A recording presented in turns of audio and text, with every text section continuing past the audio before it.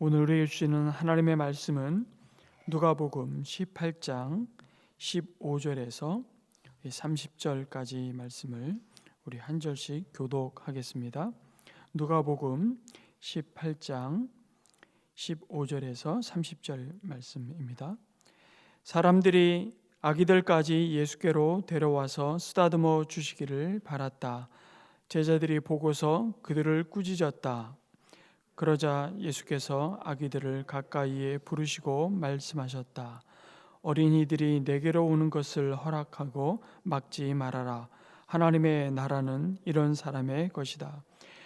내가 진정으로 너희에게 말한다. 누구든지 어린아이와 같이 하나님의 나라를 받아들이지 않는 사람은 거기에 들어가지 못할 것이다. 어떤 지도자가 예수께 물었다. 선하신 선생님, 내가 무엇을 해야 영생을 얻겠습니까? 예수께서 그에게 말씀하셨다. 어찌하여 너는 나를 선하다고 하느냐? 하나님 한 분밖에는 선한 분이 없다.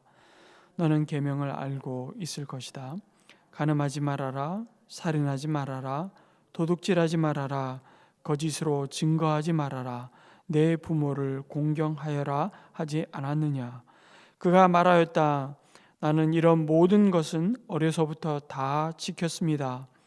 예수께서 이 말을 들으시고 그에게 말씀하셨다. 내게는 아직도 한 가지 부족한 것이 있다. 내가 가진 것을 다 팔아서 가난한 사람들에게 나누어 주어라. 그리하면 내가 하늘에서 보화를 차지하게 될 것이다. 그리고 와서 나를 따르라. 이 말씀을 듣고서 그는 몹시 근심하였다. 그가 큰 부자이기 때문이었다. 예수께서는 그가 근심에 사로잡힌 것을 보시고 말씀하셨다. 재물을 가진 사람이 하나님 나라에 들어가기는 참으로 어렵다. 부자가 하나님의 나라에 들어가는 것보다 낙타가 바늘귀로 들어가는 것이 더 쉽다. 이 말씀을 들은 사람들이 말하였다. 그렇다면 누가 구원을 얻을 수 있겠습니까? 예수께서 말씀하셨다. 사람은 할 수 없는 일이라도 하나님은 하실 수 있다. 베드로가 말하였다. 보십시오. 우리는 우리에게 속한 것들을 버리고서 선생님을 따라 왔습니다. 예수께서 그들에게 말씀하셨다. 내가 진정으로 너희에게 말한다. 하나님의 나라를 위하여 집이나 아내나 형제나 부모나 자식을 버린 사람은 이 세상에서 여러 값줄로 받을 것이고 또한 오는 세상에서 영원한 생명을 받을 것이다. 아멘.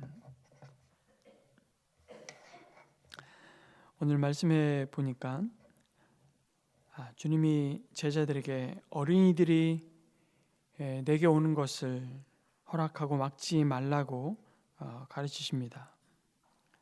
하나님의 나라가 이런 사람의 것이니라.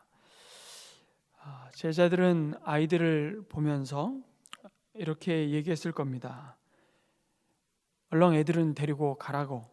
예수님 참 피곤하다고. 애들은 끊임없이 보채죠. 빽빽짹짹 울어대고. 예수님은 중요한 천국의 진리를 지금 가르치고 있는데 회방하지 말고 애들 데리고 가세요. 아마 아이들을 젖먹이 아이들을 데리고 나온, 그리고 예수님의 만져주심을 또 예수님께 이 아이들을 위해 기도해 주시기를 원하는 마음으로 예수님께 아이들을 데리고 나온 아마 부모들을 아이들은 두고 오라고 아마 그 가르침의 자리에서 쫓아냈던 것 같습니다. 제자들은 아이들과 예수님 사이를 가로막고 서서 아이들이 예수님께 오는 걸 못하게 하고 있는데 그런 제자들을 꾸짖으시고 아이들을 안고 축복하셨습니다. 중요한 가르침을 또한 주고 계시죠. 제자들은 왜 그랬을까요? 그 제자들은 그 아이들의 겉만 보았기 때문이죠. 하는 짓마다 별로 도움이 안 된다고 생각하는 것입니다. 생산성도 없고 돈도 못 벌어와, 헌금도 안 해. 그래서 아이들을 귀찮게 여긴 것입니다. 그러나 예수님은 그 아이들의 겉모습이 아니고 그 중심을 보셨던 것입니다. 그 알맹이를 보셨죠. 하나님의 나라가 저들 속에 있음을 보셨습니다. 제자들은 아이들의 지금 현재의 모습밖에 보지 못하지만 예수님은 그 아이들 속에 그 아이 속에 담아 놓으신 그 미래를 보셨던 것입니다. 제자들은 아이들이 할 수 없는 것을 무능력함을 보았지만 예수님은 아이들의 될 수 있는 그 가능성을 보셨습니다. 예수님은 내 이름으로 이런 어린아이 하나를 영접하면 곧 나를 영접하는 것이다 라고까지 말씀하셨죠. 예수님은 어린아이들을 예수님과 동일한 가치에 놓으셨습니다. 한마디로 아이들은 하나님의 걸작품이었다는 사실이죠. 여러분, 올겨울에 많은 눈이 왔습니다. 그러나 그 많은 눈이 하늘에서 떨어질지라도 한 송이도 그 한 결정체도 똑같은 것이 없습니다. 여러분, 이제 새싹이 다시 돋고 나무마다 많은 나뭇잎이 팔랑팔랑 거릴 겁니다. 그럴지라도 단 하나의 나뭇잎도 똑같은 모양은 없습니다.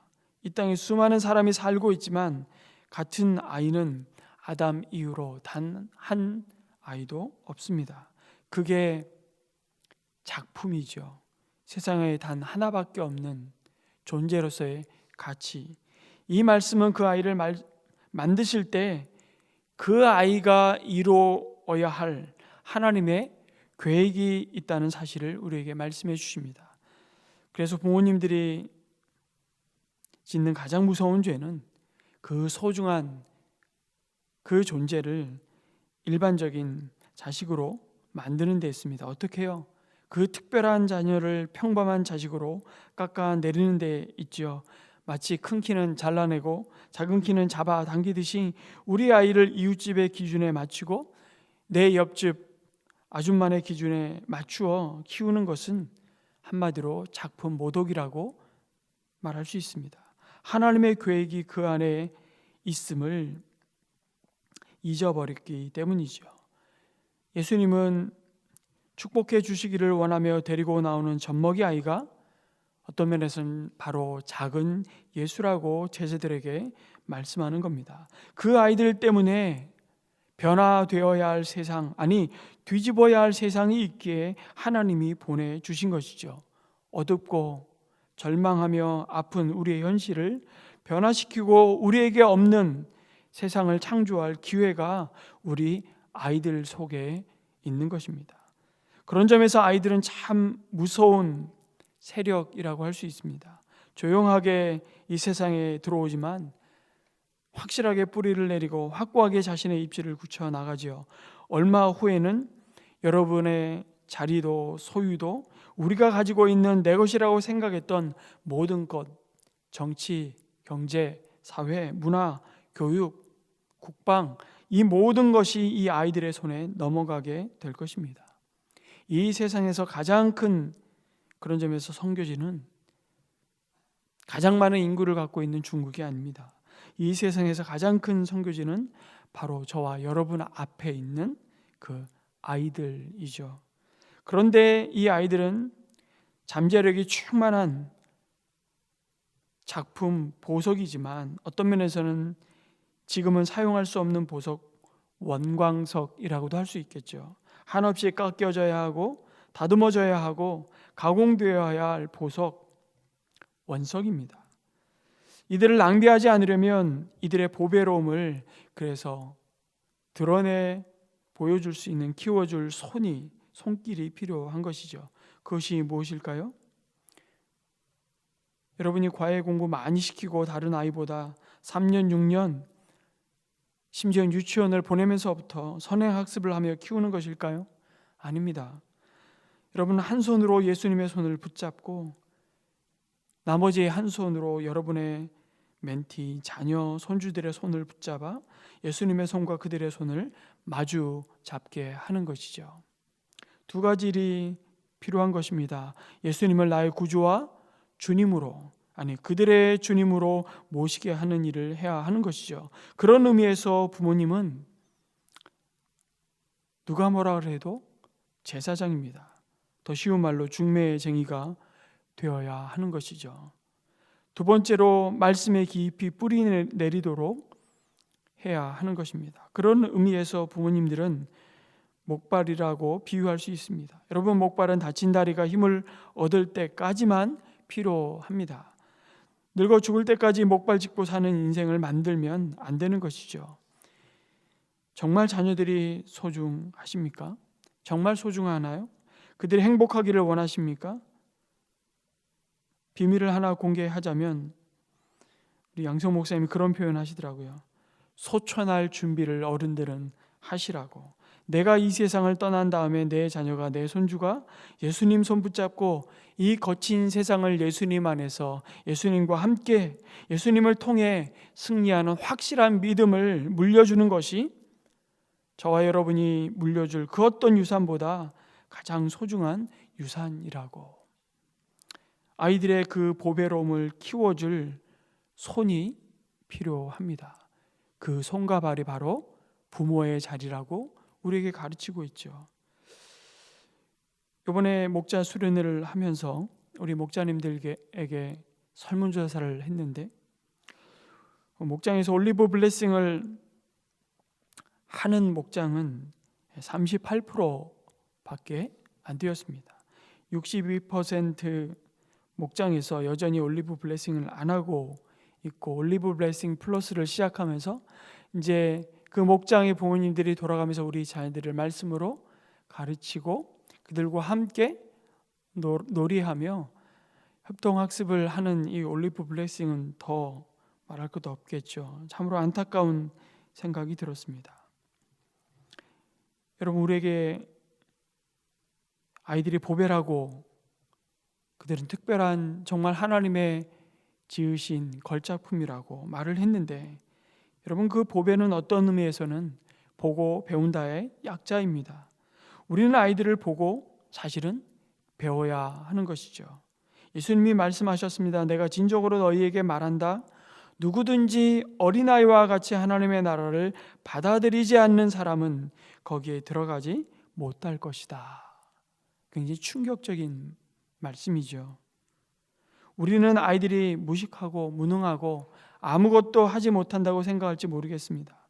그래서 구구단도 가르치고 영어도 가르치고 말도 가르치고 많은 삶의 기술을 가르치는데, 여러분이 자녀에게 가르친 그 모든 가르침을 다 합쳐도 여러분의 자녀에게 배워야 할 가르침의 크기와는 비교가 되지 않습니다. 하나님이 우리에게 왜 자녀를 두어 키우게 하셨는가 곰곰이 생각할 때마다 왜 이 각박한 세상의 어른을 복제하지 않고 아이를 키우면서 인류 역사가 이어지게 하실까? 왜 우리 교회 공동체에 아이들을 두셨을까? 그것은 아이들을 키우면서 사실은 그 아이들로부터 우리가 배워야 하는 것이 있기 때문입니다. 그것은 무엇입니까? 전적인 의존, 전적인 믿음입니다. 여러분, 믿음이 무엇입니까? 그건 기대는 것입니다. 여러분, 지금 자리에 편하게 앉아 계실 수 있는 이유는 여러분이 철저하게 그 의자를, 내 몸무게를 받아줄 것이라고 믿고 기대하기 때문에 기대고 있는 것이죠. 그게 바로 믿음입니다. 근데 믿음의 대상이 누구인지를 어린아이를 통해서 우리는 끊임없이 배우게 되는 것이죠. 여러분의 손주와 자식이 어릴 때 여러분을 신뢰하고 믿은 것만큼만 저와 여러분이 하나님을 믿을 수 있다면, 그 하나님을 기대고 의지할 수 있다면 세상을 뒤집을 무서운 능력이 될 것입니다. 믿음이 성숙해 간다는 것은 결국 나의 모든 것에 예수님의 주권을 인정하고 그분을 신뢰하는 것입니다. 미성숙한 크리스천은 그럼 누구냐? 천국 가는 것과 죄를 용서받는 것 외에는 다 여전히 내 손으로 할 수 있다고 착각하는 것이죠. 여러분이 믿음이 자라면서 내가 할 수 있는 것이 아무것도 없다고 느낀다면 여러분이 약해져 가고 있는 것이 아니고 어떤 면에서 진정으로 믿음이 자라가고 있는 것입니다. 여러분, 신생아들이 우는 것은 다음날 먹을 것이 없어서, 아니 다음날까지도 아니죠. 불과 한두 시간 안에 배고파서 우는 것이기도 하지만 그 아이들이 무능하고 부족한 우리 같은 사람들을 신뢰하고도 저렇게 당당하게 자녀된 사실을 즐거워하고 기뻐하고 요구하고 누리고 있다면 왜 우리는 하나님 앞에 그러지 말아야 하느냐고 주님은 우리에게 실물로 가르치고 있는 것이죠. 우리의 아이들이 우리를 믿는 것처럼만 우리가 하나님을 믿을 수 있다면 또 우리가 가르쳐준 그 모든 교훈이 이 생이 끝나는 날 모두 끝나지만 아이들을 통해서 우리에게 가르쳐준 참된 믿음, 그 믿음이 없다면 우리는 이 땅에서도 천국에서도 참으로 비참한 삶을 살 것이라고 우리에게 교훈하고 있습니다. 누구를 진짜 의지하고 있는가라는 이 가르침 속에 또 한 사람이 등장하고 있습니다. 예수님께서 길을 가시는데 한 사람이 달려와 주님 앞에 무릎을 꿇고 앉았습니다. 마가복음에 이 사람을 조금은 다른 앵글에서 묘사하죠. 이 사람은 부자였으며 비교적 젊은 나이에 이미 사회적 출세를 한 관원이었다고 소개합니다.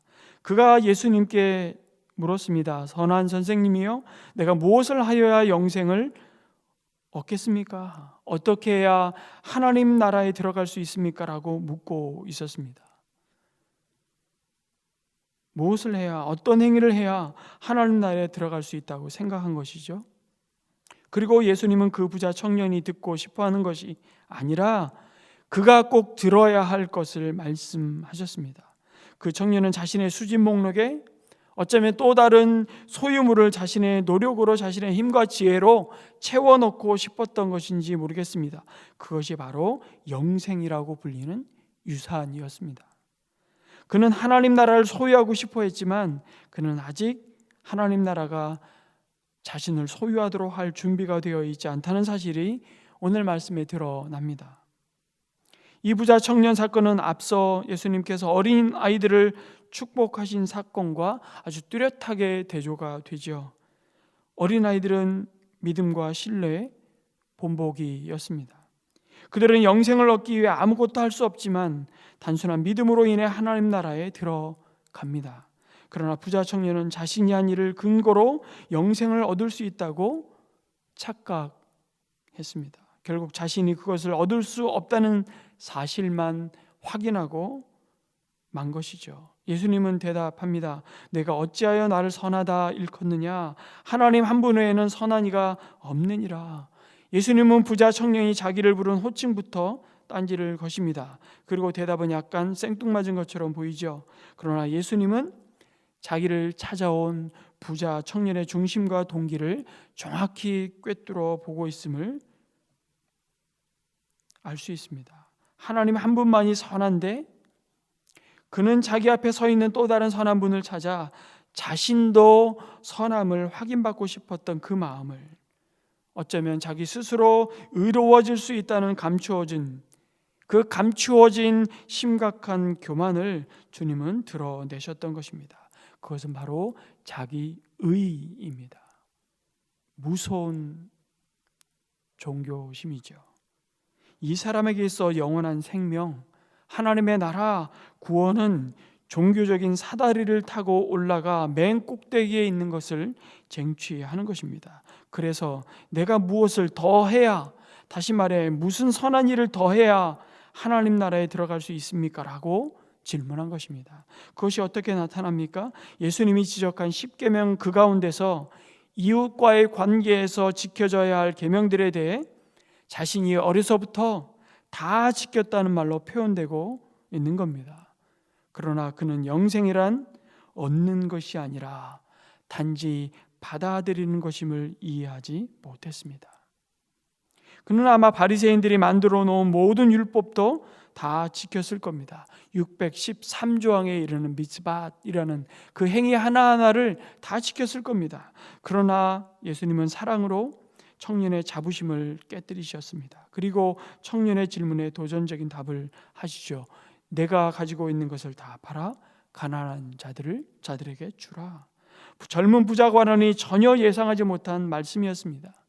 그런데 그것은 그로 하여금 하나님 나라에 들어갈 수 없게 만드는 장애물이 무엇인지를 선명히 보여주는 말씀이죠. 그것은 바로 돈을 사랑하는 마음이었다는 것입니다. 19장에 이어서 삭개오라는 인물이 등장합니다. 부자 청년과 완전히 대조되는 한 인물이죠. 삭개오처럼 그가 벌어들인 돈이 다른 사람의 피눈물을 짜서 번 돈이 아닐지라도 그에게 돈은 자신의 성취와 자기 노력에 대한 자부심을 대표했습니다. 아이러니하게도 그에게 있어 그 돈은 예수님께서 20절에 인용하지 않았던 10계명 중에 바로 첫 번째 계명인 너는 나 이외에 다른 신을 내게 있게 말지니라 라는 이 첫 번째 계명의 가장 근원적인 계명을 지킬 수 없게 만들었던 것입니다. 실제로 청년에게는 자신의 부가 하나님이자 우상이었습니다. 하나님은 그것을 치우고 나를 따르라고 말씀하시는 것이죠. 모든 소유를 팔라는 그 과제 자체가 이 청년에게 영생을 줄 수 있는 것은 아닙니다. 그러나 그러한 전적인 순종은 이 사람이 그리스도의 제자가 되는 첫걸음이 된다는 사실을 예수님은 꿰뚫어 보셨습니다. 강조점은 파는 것에 있는 것이 아니라 따르는 것에 있습니다. 예수님이 이 부자 청년에게 하신 말씀은 그의 믿음과 순종하고자 하는 의지에 대한 시험이었죠. 이 사람은 자신이 무언가를 더 할 필요가 있다고 생각했지만, 그러나 예수님은 그가 할 수 있는 것은 대단히 많지만 이것이 영생을 얻기 위한 것은 아니라고 설명하셨습니다.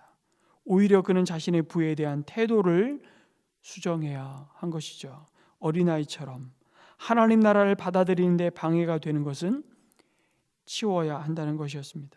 이 청년에게는 그것이 바로 재물이었고, 그래야만 그리스도의 주권에 겸손하게 순종할 수 있었기 때문입니다. 종교적인 노력을 아무리 노력해도 마음속의 재물을 하나님처럼 의지하는 마음이 있는 한 그 하나님 나라를 받아들일 수 없으니 다 팔아서 주고 나를 조출하고, 그러면 내가 기대하지 못했던 보물을 발견하게 될 것이라고 말씀한 겁니다. 그러나 안타깝게도 이 부자 청년은 믿고 싶었을지는 몰라도 회개는 원치 않았습니다. 이 사람은 자기 재산을 모두 가지고 있을 때보다 예수님을 따를 때 더 안전할 수 있다는 사실을 도무지 이해할 수 없었습니다. 이해하지 못했죠. 그는 자신이 무엇을 할 수 있는지 궁금해서 예수께 나왔다가 자신이 할 수 없는 것을 보고 슬픈 기색을 띠고 근심하며 떠나갔습니다. 여러분, 예수님은 그 부자 청년의 마음속에 무엇이 우상인지를 보신 겁니다. 하나님보다 더 신뢰하고 의지하는 것이 무엇인지를 주님은 이 말씀을 통해서 보게 하십니다. 그리고 그것을 제거하라고 말씀하시죠. 그렇지 않으면 부자가 하나님 나라에 들어가는 것이 낙타가 바늘 귀로 들어가는 것보다 어렵다고 경고를 듣는 것입니다. 한마디로 부자는 못 들어갑니다. 하나님 나라. 누가 부자일까요? 그것이 중요한 질문입니다. 내가 저 사람보다 돈이 더 많기 때문에 부자가 아닙니다. 돈이 적어도 남편 얼마든지 부자일 수 있습니다. 예수 영접 모임에 2개월에 한 번씩 예수 영접 모임을 갔는데요. 그 영접 모임에 오는 분들의 마음 가운데 하나님이 거룩한 영적 파문을 일으키십니다. 근데 얼마나 그 순간이 얼마나 큰 영적 싸움인지 몰라요. 한 번도 그런 적이 없는데 지난번 예수 영접 모임 때는 굉장히 많은 분이 오셨는데 무선 마이크가 계속 중간에 나가는 겁니다. 그래서 이걸 배터리를 안 갈았습니까? 끝나고 물어보니까 새 거로 갈았대요. 근데 그 새 배터리가 계속 나가는 겁니다. 정말 저는 그 순간 직감했어요. 엄청난 치열한 영적 싸움이 일어나고 있구나.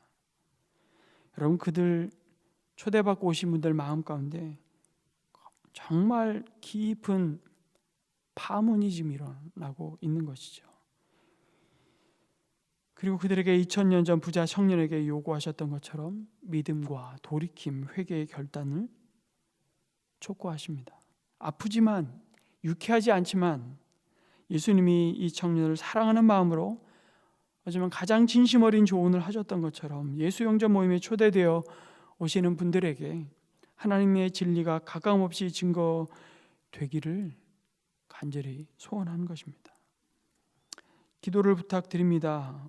4월 달에 예수 영접 모임이 또 있는데 영생의 선물을 값없이 받아들이는 것을 가로막는 자존심, 심지어 그 장애물들을 제거할 수 있도록, 그것이 누군가에게는 지식이고 누군가에게는 쾌락이고 명예이고 탐욕이고 심지어 가장 고상한 도덕적인 삶일 수도 있습니다.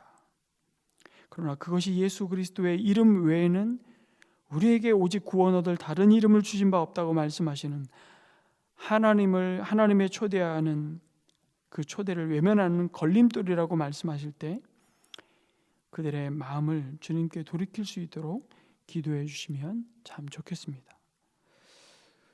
우리 한번 이렇게 오늘 아침 기도했으면 좋겠습니다. 하나님, 전적으로 나는 예수 그리스도 그 한 분만을 신뢰하고 의지하고 기대고 있습니까? 아니면 주님보다 내가 더 기대고 의지하고 있는 것이 있습니까?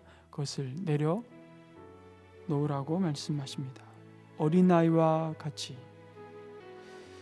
오늘은 이 나라의 민족을 위해서 기도하는 날입니다.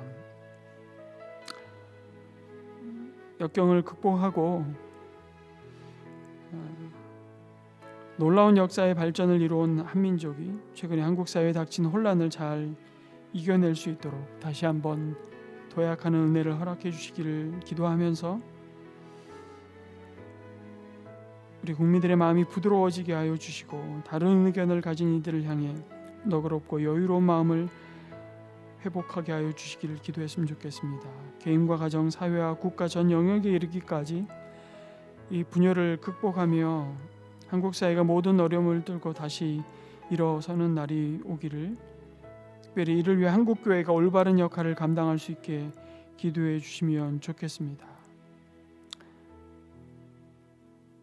재물과 욕심으로 가득하여 서로를 헐뜯고 상하게 하는 세상에서 매일매일 하나님께서 허락하시는 참된 가치를 통해 모든 공급의 주권이 하나님이심을 고백하고 세상의 사랑의 빛 외에는 아무 빛도 지지 않게 하여 주시기를 기도했으면 좋겠습니다. 모든 것이 하나님께로부터 왔고 우리에게 속한 곳은 아무것도 없음을 고백하는 한국 교회가 되게 하여 주시고 전적으로 하나님께 의지하는 가운데 놀라운 하나님의 일하심을 경험할 수 있도록 하나님을 의지하는 것이 가장 충만한 복임을 고백하게 하여 주시기를 우리 한국 교회를 위해서 함께 합심하여 기도하고 우리 개인의 이 기도를 이어가도록 하겠습니다. 기도하겠습니다.